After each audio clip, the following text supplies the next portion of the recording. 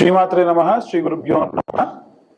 October 16వ తారీఖు నుండి 31వ తారీఖు వరకు కూడా ఉన్నటువంటి గ్రహ సంచారాల్లో భాగంగా ద్వాదశ రాశుల వారికి ఎలా ఉండబోతుందో తెలుసుకుందాం.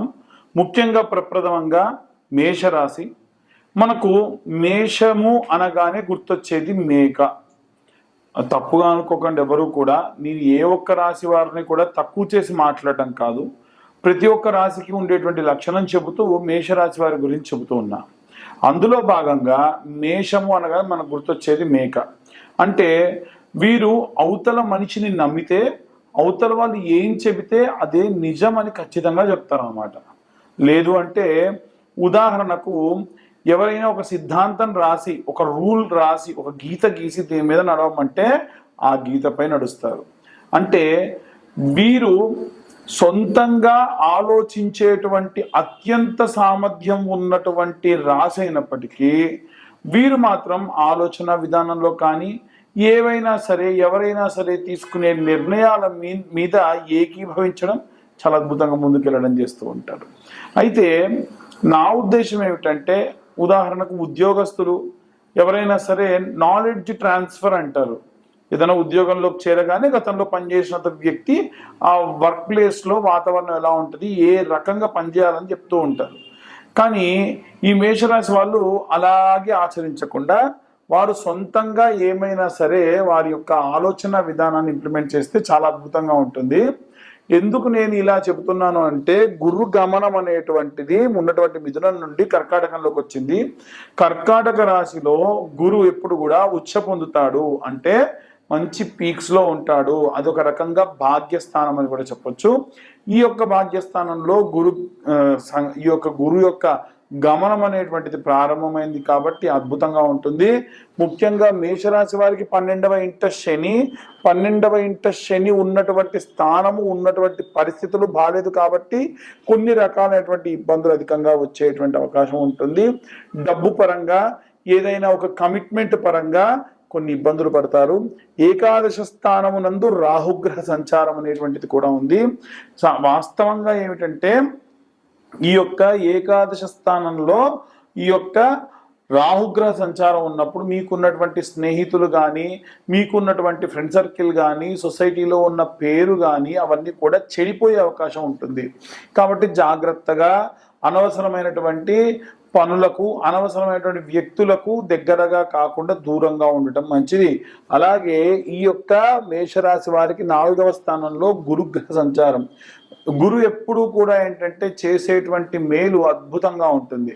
గురువు చేసేటువంటి మేలు 4వ స్థానంలో ఉంటే తల్లి రూపంలో, బంధువుల రూపంలో, తండ్రి రూపంలో, అన్నదమ్ముల రూపంలో, వీరందరి రూపంలో కూడా సహాయ సహకారాలు అధికంగా ఉంటాయి. కాబట్టి వీలైనంత వరకు కూడా ఈ యొక్క 4వ స్థానంలో గురువు వీరికి లాభిస్తుంది అని చెప్పొచ్చు. 5వ స్థానంలో కేతువు అనగానే మనకు గుర్తు రావాల్సింది ఏమిటంటే, కేతు యొక్క అధిదేవత ఎవరండి? చిత్రగుప్తుడు. కాబట్టి ఏవైనా అకౌంట్స్, ఫినాన్స్, చార్టెడ్ అకౌంటెన్సీ వీటికి సంబంధించి ముఖ్యంగా ఈ యొక్క కేతు బాగుంటే అన్నీ బాగుంటాయి. కాబట్టి మీరేమన్నా లోన్ కోసం ప్రయత్నించినా, ఏదైనా సరే ఒక గతంలో ఉన్న లోన్ క్లియర్ చేయాలి అన్నా, ఏవైనా రీపేమెంట్స్ చేసినా, సిబిల్ మెయింటెనెన్స్ అయినా ఈసారి చాలా అద్భుతంగా ఉంటుంది. అలాగే ఈ యొక్క 6వ స్థానమునందు శుక్రగ్రహ సంచారం అనేటువంటిది ఉంది. శుక్రుడు ఈ యొక్క బుధుడి యొక్క ఇంట ఉంటే అంత భాగ్యంగా ఉండడు.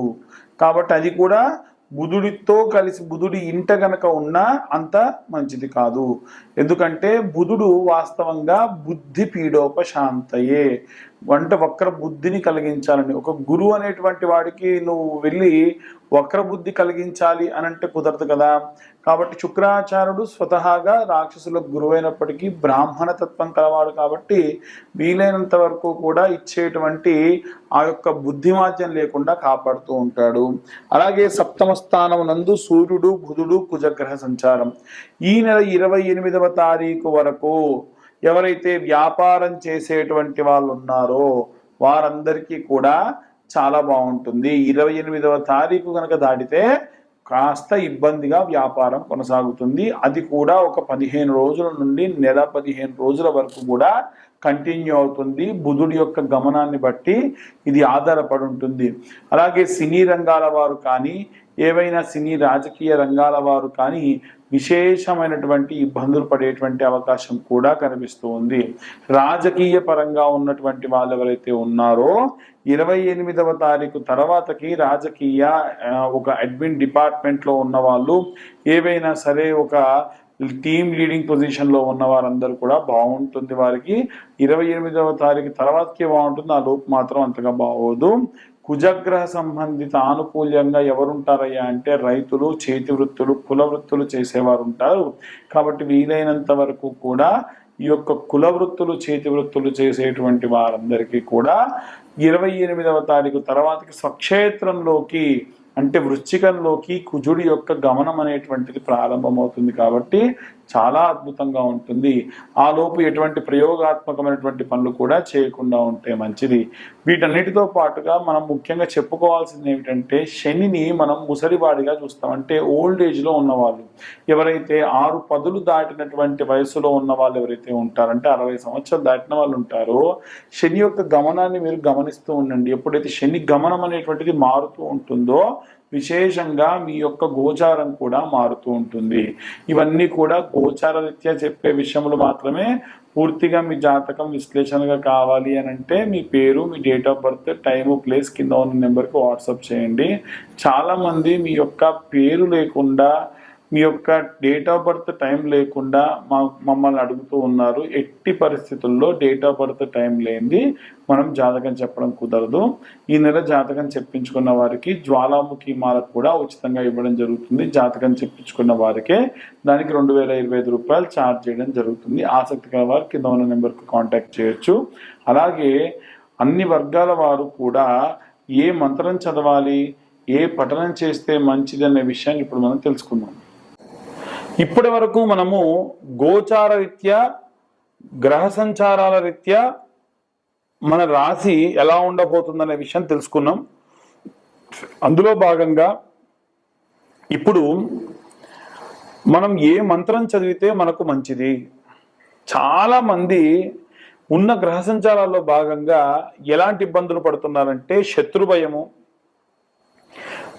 రాత్రి వేళల మనం దూర ప్రాంతాలకు వెళ్ళి రావడము, మగవారు కానీ ఆడవారు కానీ, ఏదైనా సరే తెలవని ఆందోళన, ధనం వెళ్ళిన ధనం తిరిగి వస్తుందా రాదా, ఎవరికైనా డబ్బులు ఇస్తే వస్తాయా రావా, ప్రమోషన్ పరంగా మాకు డబ్బులు వస్తాయా రావా, సంతానం అందుతుందా లేదా, వివాహం అవుతుందా లేదా, ఏదైనా కార్యం అనుకుంటే వెనక్కి వెళ్ళిపోతున్నాం, ముందుకు వెళ్ళట్లేదు, భూమి అమ్మాలనుకుంటున్నాం అమ్మలేకపోతున్నాము, ఏదో క్యాన్సర్ లాంటి మహమ్మారి ఒక పెద్ద బాధ వచ్చేసింది, మాకు ఈ బాధలన్నిటి నుంచి బయటపడాలయ్యా ఎలా అని అడిగితే ఒకే ఒక్క మంత్రం, చాలా పెద్దగా ఉంటుంది మంత్రం, స్తోత్రం వాస్తవంగా ఇది.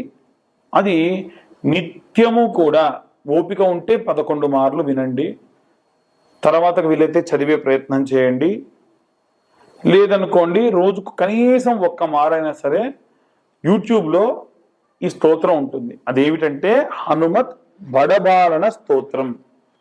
హనుమత్ బడబాలన స్తోత్రము. మీరు పాజ్ చేసుకొని పక్కన రాసుకోండి కావాలంటే, హనుమత్ బడబాలన. ఇదే గనక కోల్కత్తాలో ఉన్న వాళ్ళైతే బా పలకదు, వాళ్ళకి వా అని రాస్తారు, హనుమత్ బడబాలన స్తోత్రం అని రాస్తారు. కానీ మనం హనుమత్ బడబాలన స్తోత్రము అని ఉంటుంది. ఇంకా వీలైతే రసరాజ్ మహారాజ్ అనే ఒక ఆయన చాలా అద్భుతంగా ఈ యొక్క స్తోత్రాన్ని పాడడం జరుగుతుంది. అది వినండి వీలైతే మనకు అది కింద షేర్ చేసి లింక్ కాపీ చేసుకొని MP3 డౌన్లోడ్ చేసుకొని ఎప్పుడు ఫోన్లో పెట్టుకోండి. నిత్యం ఈ స్తోత్రం వినడం అతీతమైనటువంటి శక్తిని ఇస్తుంది.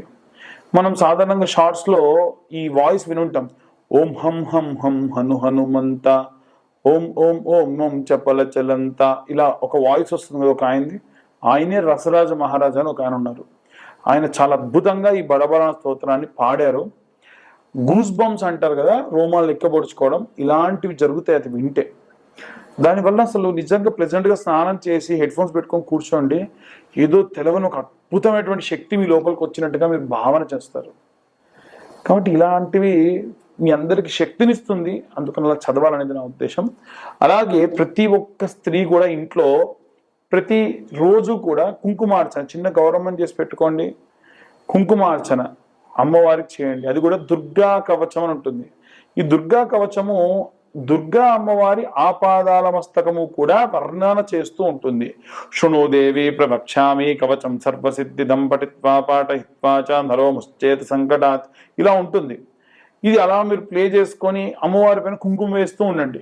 నిత్యం ఆ కుంకుమ పెట్టుకొని పోండి. అమ్మవారు ఎప్పుడు ఒక వలయంలో మీ చుట్టూ ఏర్పడి ఉంటుంది. ఈ రెండు మీకు మంచి శక్తినిస్తాయి. ఆ విధంగా వాటిని పారాయణగా చేయండి. చాలా మంది డబ్బు కావాలండి మాకు అని అంటారు. మీకు డబ్బు కావాలనంటే నేను ఒకటే అడుగుతా, మీరు ఐశ్వర్యవంతులు కావాలా ధనవంతులు కావాలా అని అడుగుతా. అదేమిటండి రెండు ఒకటే కదా, అందరూ అనేది అంతే కదా?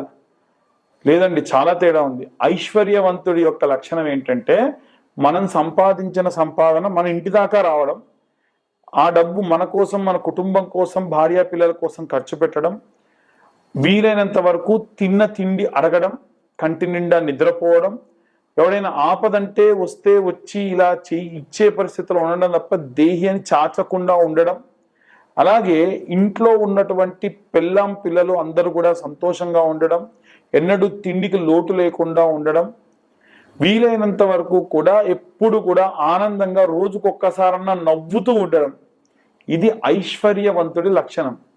మరి ధనవంతుడి లక్షణం, డబ్బు ఉంటుంది, తిండి ఉండదు టైంకి, ఒంటి నిండా రోగాలు, భార్యాభర్తలు అసలు ఎప్పుడో వారానికి ఒకసారి ముఖం చూసుకుంటారు, కడుపు నిండా తినరు, కంటి నిండా నిద్రపోరు, డబ్బు కోసం ఒకటే ఆతృత. ఇంతకు ఎవడన్నా ఉన్నాడా అయ్యా తినడానికి అంటే వంశం ఉండదు, పిల్లలు పుట్టరు, వాటి కోసం ట్రీట్మెంట్లు, ఒకవేళ కడుపు నిండా తిన్న రోజు తర్వాత వారం రోజులు ట్రీట్మెంట్లు. దీన్ని ధనవంతుడి లక్షణం అంటారు. డబ్బు ఉంటుంది కానీ ఒంటి నిండా రోగాలతో ఇబ్బందులతో ఉంటారు. కాబట్టి మనం ఐశ్వర్యవంతులు అవ్వాలనంటే నిత్యము 3 సార్లు పొద్దున మధ్యాహ్నం సాయంత్రం శ్రీ లక్ష్మీ అష్టోత్తర శతనామావళి ఉంటుంది. స్తోత్రాలు చదువుతున్నారు చాలా మంది, స్తోత్రం చదివినా మంచిదే కానీ శతనామావళి అత్యంత శక్తివంతమైంది. ఏమిటి అంటే ఆ మంత్రము ఓం ప్రకృత్యై నమః, ఓం వికృత్యై నమః, ఓం మహామాయినే నమః, ఇలా ఓం నమఃతో ఎండ్ అవుతుంది. ఓంతో ప్రారంభమై నమఃతో ఎండ్ అవుతుంది. అలా 108 ఉంటాయి. ఈ 108 పొద్దున మధ్యాహ్నం సాయంత్రం అలా చదువుతూ ఉంటే నోటికి వచ్చేస్తుంది కొన్ని రోజులకి. అప్పుడు ఏం చేస్తారంటే ప్లెజెంట్గా కూర్చొని అమ్మవారి ధ్యానంలో ఆ అష్టోత్తర శతనామావళి చదవడం వల్ల విశేషమైనటువంటి ఐశ్వర్యం మీకు అందుతుంది. అలాగే చాలామంది వివాహం కావట్లేదు, సంతానం అవ్వట్లేదు, ఆరోగ్యం బాగుండట్లేదు అనేటువంటి వాళ్ళు ఉన్నారు. వారందరి కోసము కూడా ప్రతి నెల ఆఖరి మంగళవారం నాడు సర్వాంగ పాశుపతం, ఆరోగ్యం బాలేని వారికి, పెళ్లి కాని అబ్బాయిలకైతే కన్యా పాశుపతం, పెళ్లి కాని అమ్మాయిలకైతే వరపాశుపతం, అలాగే ఆరోగ్యం బాలేని వారి కోసము సర్వాంగ పాశుపతము, అలాగే సంతానం కాని వారి కోసము సంతాన పాశుపతం అనేటువంటి హోమాలు నిర్వహించబడుతుంది. ఆసక్తి గల వారు కింద ఉన్న నెంబర్కు కాంటాక్ట్ చేయొచ్చు. అందరూ వీడియోస్ చూస్తున్నారు, ఎవరు కూడా లైక్ చేయట్లా. ఒకవేళ లైక్ చేసినా సబ్స్క్రైబ్ చేయట్లేదు. మీరు కానీ సబ్స్క్రైబ్ చేస్తే నాబోటి వాళ్ళు ఈ ఛానల్లో చెప్పుకునే వాళ్ళందరికీ కూడా కాస్త ప్రోత్సాహంగా ఉంటుంది. అమ్మ పర్లేదు, నా వీడియోస్ చూసి వీళ్ళు సబ్స్క్రైబ్ చేసుకున్నారు అని నా మీద కూడా నాకు కూడా కొంచెం కాన్ఫిడెన్స్ వస్తుంది. సో కొంచెం నా కాన్ఫిడెన్స్ని ఇంకా బిల్డ్ చేసేదానికి గాను సబ్స్క్రైబ్ చేసుకునే వాళ్ళు సబ్స్క్రైబ్ చేసుకోండి. సర్వే జనా సుఖినో భవంతు. స్వస్తి.